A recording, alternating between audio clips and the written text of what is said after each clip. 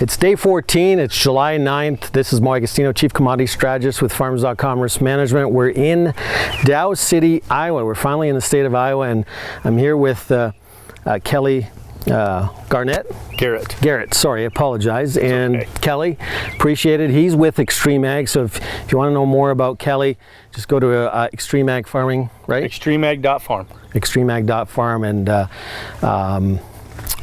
they've got a subscription model there as well that you can have a look at and get some insight from the boys at Extreme Ag.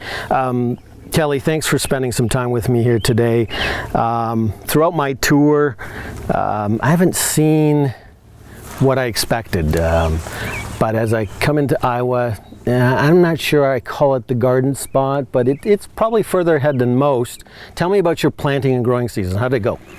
We planted our first beans on April 7th. I have this dream to plant some beans in March, but it hasn't worked out yet. We planted beans on April 7th, just a couple hundred acres, and then we had a week of temperatures below 20, even down 13 degrees Fahrenheit. I was really worried about those beans, but they look great. And then we went back to planting again on April 20th, corn and beans, and we worked every day from April 20th to about May 3rd. 95% of the crop was planted, and it was planted in really perfect conditions. And then we started to get some rain. Things worked out really good. Some heat came in, then it turned a little bit cool. I don't know what normal or average really is anymore. And we had adequate rain. Things looked really perfect. It looks like the best crop we've ever raised.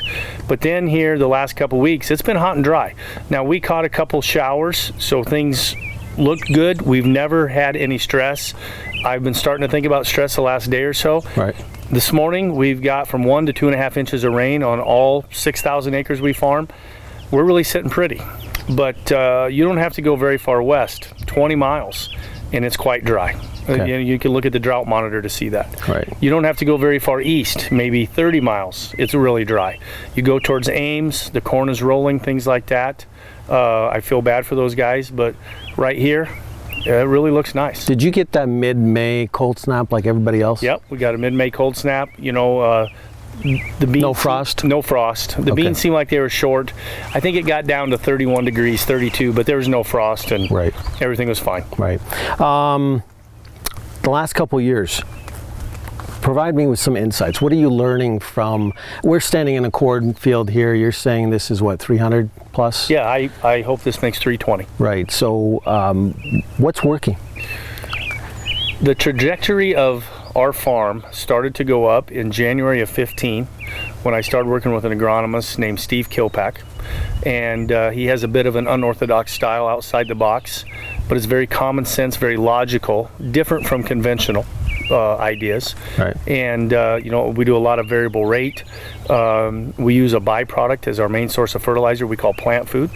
It's good for the soil. There's some biology in it, there's a lot of sulfur in it. And then in the fall of 2015, we put in drip irrigation. And so the drip irrigation is exciting. I have 370 acres of it now. I use it as a research plot, really, those 370 acres. And the drip irrigation, of course, the yields are better there because of the water, but the people that I have met and the education I have received, along with Steve's, Lee Lubers, Dan Lepkus, Matt Miles, Chad Henderson, Kevin Matthews, all those people, the other people that Netafim has introduced me to, the ideas and the progressive nature of farmers in other parts of the country, I've learned a tremendous amount, and our yields have continued to go up. The foliar things we do on our beans, the 2x2 fertilizer that we now apply on our corn, the education has been really wonderful. Great experience. Thank you for your time. Thank you. Appreciate it. And finally, we want to thank our premier sponsor, Genesis Ag. If you're looking for better soil health, better yields, higher yields, and profitability, look no further. Learn more, go to Genesis Ag, www.genesis.ag, or follow them on Twitter at Genesis Ag Life.